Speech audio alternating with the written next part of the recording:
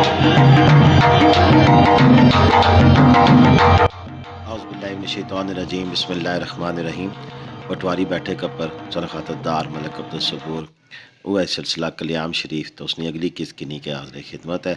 तो अज असा बाबा फजल शाह कल्यामी रहमतुल्लाह ने ज़िंदगी ने कुछ पहलुओं पर रोशनी बासा तो उस वास्ते असा नाल अज मैं गुफ्तगू हो सन साईं शहरयार खुर्शीद साबरी चिश्तीयर तो अच्छा उन्होंने गलबात करने कि बाबा फजल शाह कल्यामी ने बारे वो असें क्या दसने तो तुसां भी सुनो तो मैं भी सुनना जी। अस्सलाम वालेकुम संगियो, असा दरबार शरीफ पर मौजूद हाँ तो कल्याम शरीफ हज़रत बाबा फजल शाह कल्यामी साहब की उर्स तकरीबात जारी हैं तो इत्थे असां साहबजादगान कोल इत्थे आए हाँ तो उन्हां कोल गपशप लासां कोई तुसां तक पैगाम पहुँचासां उन्हां ना तो कुछ पुछसां कि बाबा फजल शाह कल्यामी साहब ना इत्थे जिहड़ा दरबार है इत्थे कदों तो आए क्या इन्होंने सारा जितने भी मामलात इत्थे ज़िंदगी च होए और उदों तो लैके हुण तक जिहड़ियां उर्स तकरीबात होणियां पियां इन्हां च क्या कुछ होना तो अच्छो इन्हां नाल गपशप लईए जी। अस्सलाम वालेकुम जी। वालेकुम अस्सलाम। मेरा नाम जनाब साईं शहरयार खुर्शीद चिश्ती साबरी। मैं मेरे वालिद ग्रामी का नाम साईं खुर्शीद अहमद, दादा हजूर मेरे साईं मौला बख्श साहब साहिबजादा नशीन रहे। मैं साहिब दस्तार होया साईं बशीर अहमद साहब ना मेरे चचा हजूर होए। ये मेरा दादा जी का घर है। लंगर ना सिलसिला हजूर बाबा फजल शाह कल्यामी ना जिस टाइम साहिब दस्तार होए दादा जी उतों अगे लंगर ना सिलसिला बाबा साहब ना शुरू होया है। उस तो इलावा वाबस्तगी तो बाबा साहब नाल मैं मतलब लाइक स्कूल टाइम होया। बर्थ मेरी रावलपिंडी शहर नहीं है, ये ग्रां सन जी। हजूर बाबा फजल शाह कल्यामी ने वालदैन गुजरात तो हिजरत करके कल्याम सईदा चाहे जी। आपने वालदैन वालदा मोहतरम वालदा मोहतरमा तो जनाब इत्थे ही बर्थ हुई है। आपने दो भाई गुजरात ही जी, उन्होंने मरकत मुबारक है। हजूर बाबा साहब हजूर हाफिज़ साहब को स्टडी वास्ते गालबन 8 साल की उम्र आना शुरू हो गए सन कल्याम सईदा तो। और आपने ज़ेर तरबियत रहे जैसा कि आपने मुर्शद की तरफों हुक्म होया सी कि तुसां खिता पुठवार चले जाओ, उत्थे एक वक्त ना शहबाज पैदा होएगा जिसने तुसां तरबियत करनी और कफालत करनी है। उसने सारा इंतजामात वगैरह तुसां आपे देखने। हजूर हाफिज़ साहब जोड़े बाबा साहब ने मुर्शद होया, आपने पैदाइश तो 12 साल तकरीबन कमो बेश कबल आ गए इतने कल्याम शरीफ। उस तो बाद बहुत सारा वक्त तकरीबन हज़रत साहब नाल गुजरिया है हाफिज़ साहब नाल। फिर मेहर अली शाह साहब ने वाबस्तगी सब से पहले उन्होंने मुलाकात जी हुई है वो तकिया शाहू ते हुई है। अच्छा, तकिया शाहू है वाक़ वारिस खान जंगी मोला जिथे मेरी पैदाइश है जी। जी जी। अच्छा, एक जाइए एग्जैक्टली ये सर्कुलर रोड है रावलपिंडी वारिस खान थाने तो थोड़ा जागे हो ना जी। उत्थे हुण भी कोई ऐसी जी जी बिल्कुल बिल्कुल जगह महफूज है और मौजूद है। अच्छा, आपने उधर लगाई है, आप उधर बैठक की थी, बहुत टाइम बिताया उधर। तो उधर पहली मुलाकात हुई सी हजूर पीर मेहर अली शाह साहब ने मामू जान ने हुक्म थे ईदा नामी एक खिदमतगार सी जनाब ना वो हजूर पीर मेहर अली शाह साहब के लागे उत्थे आए सन जी। वो पहली मुलाकात सी। पीर मेहर अली शाह साहब ने जी अकीदत सी बाबा साहब नाल और बाबा साहब ने उस तो वध के अकीदत जी पीर मेहर अली शाह साहब नाल सी वो इस वाबस्तगी नाल सी कि आप आले नबी औलादे अली सैयद फैमिली चों गिलानी सैयद होए तो इस वास्ते उन्होंने बहुत ज़्यादा मतलब कुर्बत रही है। बहुत बाबा साहब ने अपनी लाइफ सादात नाल बहुत एहतराम किया है। इनफैक्ट वो असां विच भी हुण सेम वो लड़ी चली आ रही है उस तरह और उन्होंने तालीमात ज़ाहिर जी गल है असां उस तरीके नाल चलना तो ये चीज़ भी अंसर भी अल्हम्दुलिल्लाह सुम्मा अल्हम्दुलिल्लाह मौजूद है असां विच। फिर मेहर अली शाह साहब एक वक्त आया ऐसा कि उन्होंने मतलब ये चीज़ महसूस की थी कि मैन बैत होना चाहिए और उन्होंने अकीदत वाहिद अकीदत जी सी वो बाबा फजल शाह कल्यामी नाल सी। इन्होंने कुर्बत सी, इन्होंने अकीदत सी, संगत सी, ये सब कुछ से इन्होंने नाल। फिर मेहर अली शाह साहब ने जिस वक्त मुतालबा किया है हजूर बाबा फजल शाह कल्यामी की कि मैन अगर बैत करो तो आपने असां भी सबसे बड़ा लेसन छोड़ देता है और ये कि असां सादात की बैत नहीं करना जी। ठीक है।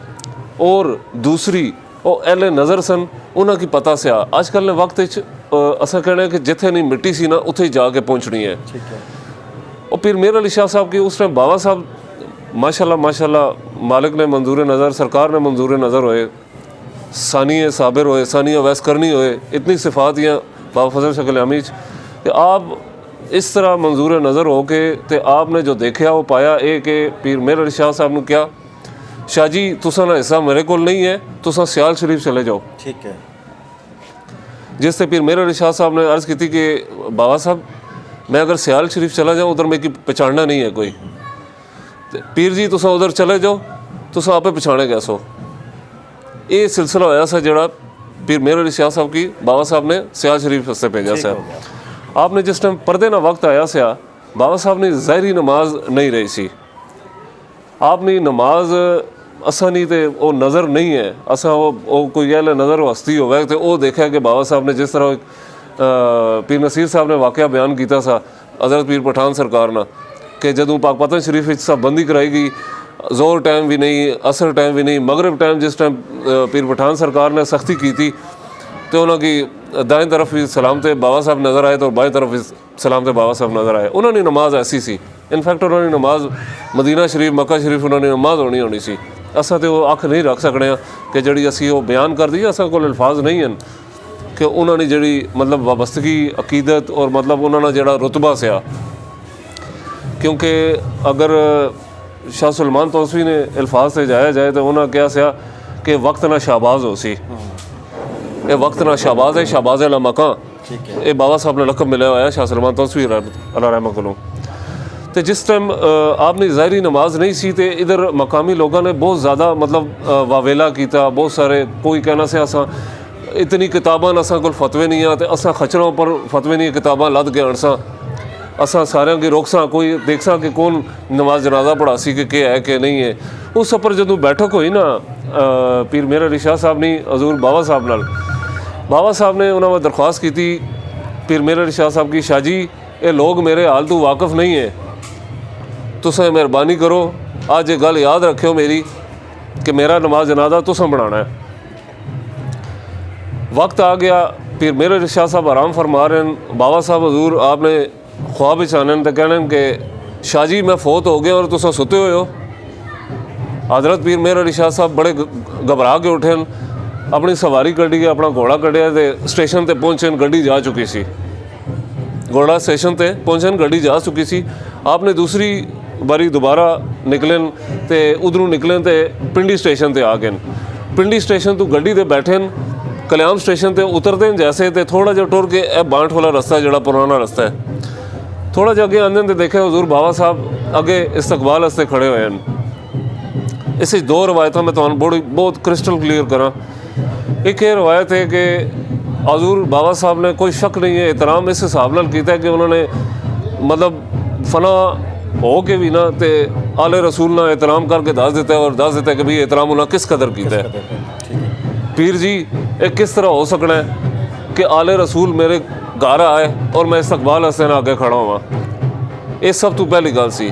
दूसरी रवायत एक है कि पीर मेहर अली शाह साहब ने किसी वक्त बाबा साहब की सवाल किया सया कि फना के और बका के है। ये दूसरी हस्ती हजूर साबिर पिया कलेरी पहली हस्ती सन जिन्होंने फना और बका का दसिया सया। वाहिद वलायत तरीकत दूसरी हस्ती हजूर बाबा फजल शाह कल्यामी नहीं है जिन्होंने फना और बका का दसिया है। पीर जी तुसा एक बार सवाल किया सया कि फना क्या है और बका क्या है, अज उसने जवाब भी चाहिए कि मैं तुसा की आख्या सा जदों वेला ऐसी तो मैं तुसा जवाब दे सा। ठीक है। अज एक गल है कि वो फना है और ए बका है। इस तरह आपकी मुलाकात पहले उधर हुई, बहुत ज़्यादा वाबस्तगी रही है, बहुत ज़्यादा वक्त इकट्ठे गुजरे है। फिर जनाजा पढ़ाया उन्हें जी पीर मेहर अली शाह साहब ने जनाजा पढ़ाया बाबा साहब के कहने के मुताबिक उन्होंने लोगों की कि तुसा मेरे हाल तो वाकफ़ नहीं हो, तुसा एक वक्त ना ऐसा वली आसी कि तुसा कि मेरे जनाजे मजबूरन शामिल होना पैसी। ठीक है। बाबा साहब ने फरमाया और मेरे जनाजे लोग दिल्ली तो भी आसन, कोई शक नहीं है बिलाशुबा पीर मेहर अली शाह साहब ने घोड़े से सवार होकर सफ़र दुरुस्त कर रहे सन। बाबा साहब ना माशाल्लाह जनाजा इतना बड़ा सी और तारीख गवाह है कि जनाजे दिल्ली तो लोग आए सन। ਇਹ ਬਾਬਾ ਸਾਹਿਬ ਨਹੀਂ ਪੀਰ ਮੇਹਰ ਅਲੀ ਸ਼ਾਹ ਸਾਹਿਬ ਨਾਲ ਵਾਬਸਤਗੀ ਹੈ।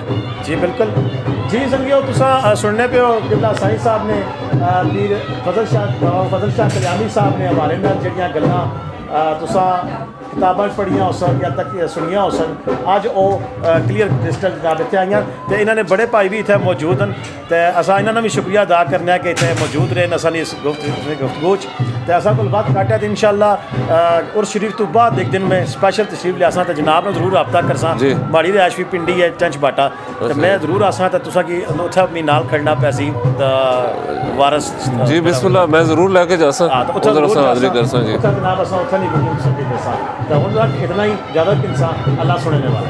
अल्लाह हाफिज़।